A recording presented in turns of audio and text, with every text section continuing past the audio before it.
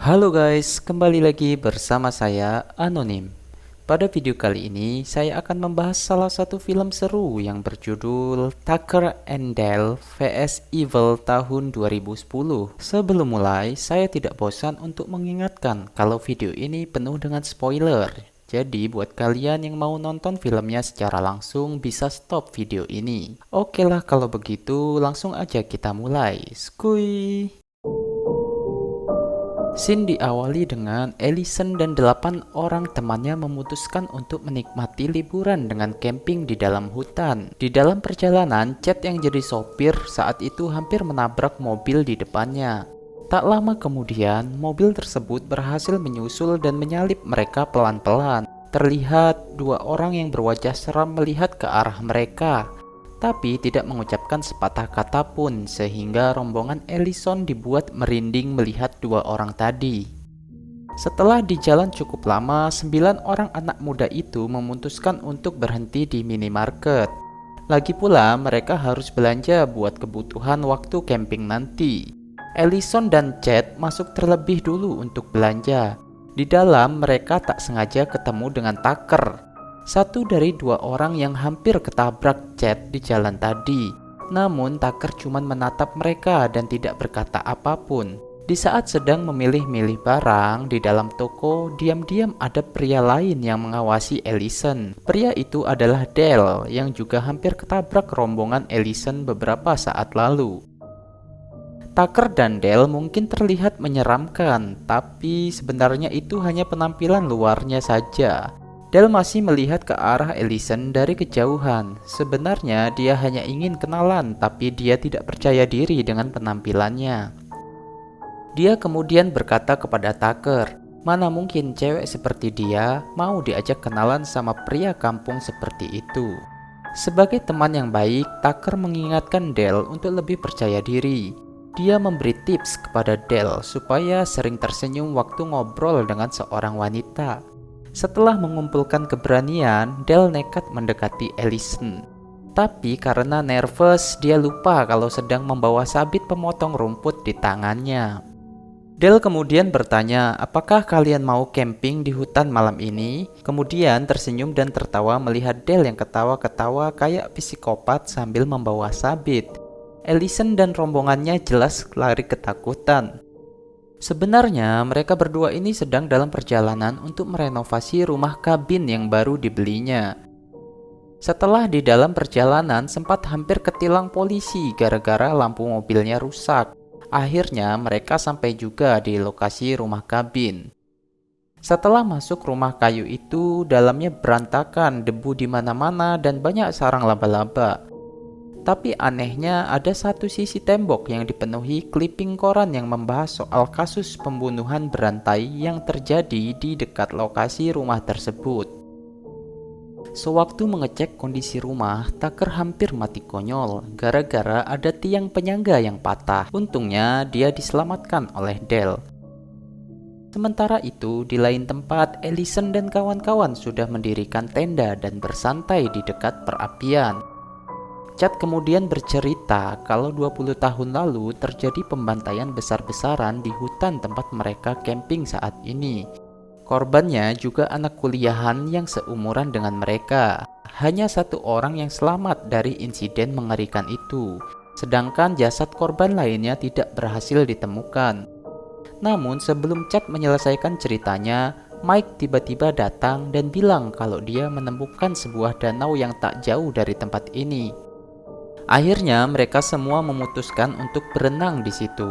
Ternyata Tucker dan Dale juga memancing di danau yang sama. Mereka sebenarnya jengkel karena ikan pada kabur gara-gara anak-anak muda itu berenang di danau ini. Tucker bermaksud mendekati, berniat cuman sekedar memperingatkan mereka. Namun Ellison yang sedang ganti baju kaget karena melihat mereka berdua dan kepalanya terbentur lalu tenggelam. Dale panik kemudian berusaha menyelamatkan Ellison.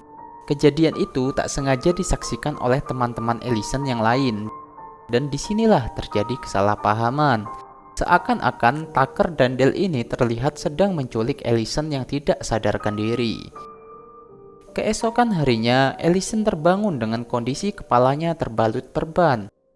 Dia panik karena tiba-tiba berada di rumah yang kondisinya sangat suram. Del kemudian masuk ke kamar dengan membawa sepiring makanan, tapi malah mengejutkan Allison. Del minta maaf karena membawa Allison ke rumah itu. Kemudian ia bercerita kalau semalam Allison mengalami insiden dan teman-temannya yang lain malah melarikan diri. Jadi dia dan Tucker tidak punya pilihan selain harus menyelamatkannya lalu membawanya ke rumah. Allison sedikit lega mendengar cerita Del karena dia dan teman-temannya sempat mengira kalau mereka berdua ini adalah orang jahat. Chad dan 7 orang lainnya berhasil menemukan kabin milik Tucker dan Del. Dia menanyai Chad soal kejadian semalam. Masalahnya Chad semalam dalam kondisi mabuk, lalu dia berkata kalau sepertinya ada orang yang memakan Allison hidup-hidup. Padahal yang sebenarnya terjadi saat itu, Del berusaha melakukan pernapasan buatan untuk menyelamatkan Allison yang tenggelam. Mendengar cerita Chad, 7 orang lainnya jadi merinding dan ketakutan. Tapi berbeda dengan Chad, dia bersikeras ingin menghajar Tucker dan Del sendirian. Chad kemudian menyuruh Mitch untuk mengalihkan perhatian Tucker yang saat itu sedang di luar. Tucker sebenarnya berniat memotong pohon untuk memperbaiki tiang rumah yang hampir membunuhnya kemarin. Tapi tak disengaja gergaji mesinnya malah memotong sarang tawon yang berada di dalam pohon tersebut. Otomatis dia berlari karena dikejar sekumpulan tawon. Melihat Tucker yang tiba-tiba berteriak dan berlarian membawa gergaji mesin, kedelapan anak muda itu kabur kemana-mana.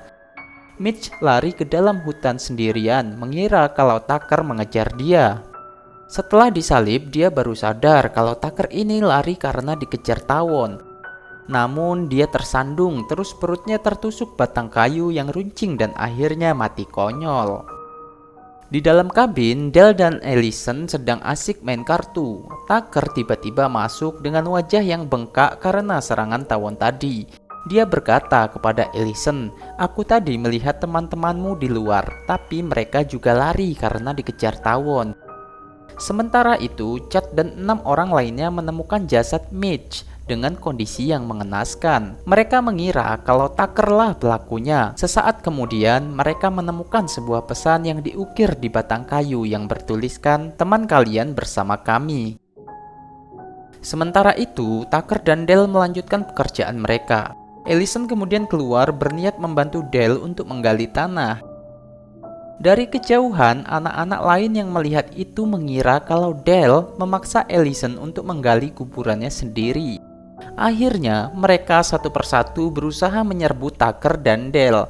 Dari kejauhan, ada anak yang berlari ke arah Del sambil membawa tombak kayu. Tapi dia tersandung dan malah kena tusuk sendiri. Allison berusaha memperingatkan Del, tapi dia nggak sengaja kena pukul sekop yang dibawa Del. Di lain tempat ada juga anak yang berlari ke arah Tucker. Sewaktu loncat, dia nggak sengaja masuk ke dalam mesin penghancur kayu. Tentu saja Tucker kaget bukan main dan berusaha menolong anak itu. Tapi Chloe yang melihat dari jauh seakan-akan mengira Tucker lah yang membunuh anak tersebut. Setelah kembali ke dalam kabin, mereka berdua panik dan berpikir ada yang gak beres dengan anak-anak ini. Lalu dengan polosnya Tucker mengira kalau anak-anak ini adalah anggota sekte sesat yang berencana bunuh diri massal. Setelah mendapat laporan dari Chad, tak lama kemudian sheriff datang ke kabin mereka. Tucker menjelaskan kalau anak-anak ini anggota sekte sesat dan mereka bunuh diri massal di dalam hutan itu. Sheriff kemudian masuk ke kabin dan memeriksa kondisi Allison yang pingsan gara-gara kena pukulan skop Dale. Namun sewaktu mau ngobrol, dia nggak sengaja bersandar di tiang rumah yang rusak. Akibatnya kepalanya tertusuk papan yang dipenuhi paku. Jadi semua anak yang ada di dalam mobil makin salah paham, mengira kalau sheriff dibunuh oleh Tucker dan Dale. Chad mengambil pistol milik sheriff dan enggak sengaja menembak kepalanya sendiri. Tucker dan Dale berlarian masuk ke dalam rumah setelah Chad mengambil pistol dan menembaki mereka. Dale makin emosi ketika tahu kalau Chad menyekap anjing kesayangannya. Dia kemudian mengambil pistol penembak paku dan mulai menembaki anak-anak itu untuk mengalihkan perhatian sementara Tucker membebaskan anjing mereka. Tapi nasib sial lagi-lagi menimpa Tucker. Dia tertangkap oleh Chad yang kemudian memotong 2 jarinya untuk balas dendam. Di dalam kabin, Allison sudah sadarkan diri. Dia terkejut melihat mayat yang bergelimpangan di mana-mana. Ketika keluar, Allison menemukan bungkusan yang berisi potongan jari Tucker. Melihat itu, Dale bersikeras untuk keluar dan menyelamatkan Tucker. Setelah semalaman mencari, akhirnya dia berhasil menemukan Tucker yang digantung dengan kondisi terbalik. Kesempatan itu digunakan Chad dan anak lainnya untuk mencari Allison di dalam kabin. Dia berencana untuk membakar kabin kayu tersebut, tapi Allison meyakinkan dia kalau Tucker dan Dale sebenarnya bukan orang jahat, malah mereka yang menyelamatkan dirinya sewaktu tenggelam. Mendengar cerita Allison, Chad marah dan berusaha menyakitinya. Tapi tak lama kemudian Tucker dan Dale masuk ke kabin itu. Allison meminta mereka semua untuk duduk dan saling mengeluarkan isi hati. Chad lalu curhat kalau sebenarnya ayahnya menjadi salah satu korban pembantaian massal yang terjadi di hutan ini. Dan menurut cerita yang disampaikan neneknya, ibu Chad lah satu-satunya orang yang berhasil selamat dari insiden pembantaian. Dan saat itu ibu Chad sedang mengandung dirinya. Sementara itu, di luar sana ada 2 anak yang kemudian tiba-tiba masuk berniat menyerang Tucker dengan mesin pemotong rumput. Tapi malah mengenai temannya sendiri. Chad kemudian melempar lampu pijar tapi juga mengenai temannya sendiri. Melihat kekacauan ini, dengan bodohnya Chloe malah santai menyalakan rokok. Dia nggak sadar kalau di sebelahnya ada tumpukan galon bahan bakar. Melihat hal itu, Tucker, Dale, dan Allison berlari secepatnya dan tak lama kemudian kabin itu meledak lalu terbakar. Pada awalnya mereka mengira kalau semua ini sudah selesai, tapi ternyata Chad selamat dan masih hidup dengan kondisi wajahnya terbakar separuh. Mereka bertiga ketakutan dan melarikan diri dengan mobil. Namun karena kondisi malam yang gelap dan lampu di mobil tersebut rusak, mereka akhirnya menabrak sebuah pohon. Setelah sadarkan diri, Allison sudah menghilang dan Tucker tergeletak di bawah pohon tak jauh dari situ. Dia berkata kalau Chad mengambil Allison dan membawanya pergi entah kemana. Tucker menyuruh Dale untuk meninggalkannya dan secepat mungkin mencari Allison. Dengan bantuan indera penciuman anjingnya, Dale bisa mengetahui keberadaan Allison. Ternyata Chad menyekap dan mengikat Allison di dalam fasilitas pemotongan kayu. Di saat berusaha menyelamatkan Allison, Chad menyerang Dale dari belakang. Tapi untungnya dia bisa mengcounter serangan dan menyelamatkan Allison. Mereka berdua bersembunyi di lantai paling atas fasilitas itu dan tak sengaja menemukan sebuah koran lama. Di situ tertulis kalau pembunuh yang melakukan pembantaian 20 tahun lalu sudah tertangkap. Dan anehnya, tersangka punya wajah yang mirip dengan Chad. Allison kemudian ingat cerita Chad kalau ibunya sedang hamil sewaktu insiden ini terjadi. Dan jasad ayahnya tidak berhasil ditemukan.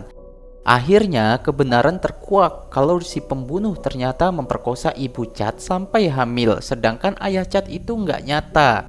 Karena neneknya mengarang cerita untuk menutupi fakta sebenarnya. Dale mencoba meyakinkan Chad kalau pelaku pembunuhan adalah ayah kandungnya yang asli.